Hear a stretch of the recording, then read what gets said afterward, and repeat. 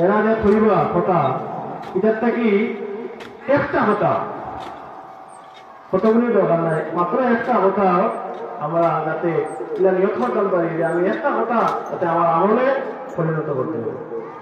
এই যে কিছু বিষয় হইলাম দোয়া করার সিস্টেম, বাচ্চা বাচ্চা লইয়া নামাজ পড়েন যান, আপনার ছোট বাচ্চা আছে তারে লইয়া নামাজ পড়েন বলে ওদের দিকে তো নামাজ পড়া লাগলে বাইয়া বাইয়া উঠে দিব, গোবরটা দিত না, শ্রদ্ধাবটা দিত নাই, কোনো সমস্যা নাই, হে তার কাম করুন।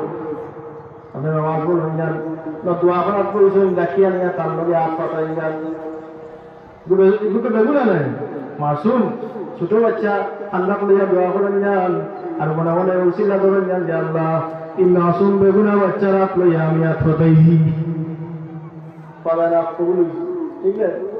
তো ওটা খেয়াল করবো। নামাজ পড়তে সময় মসজিদে যাইয়া আপনার নাতি আছে, ছেলে সন্তান আছে, তাহলে লগে লইয়া যাইবা, মসজিদে লইয়া যাইবা, তার শিক্ষা হইল, একটা হইল শিক্ষা হইল, আর দেখা দেখি মসজিদ মুক্তি হইল।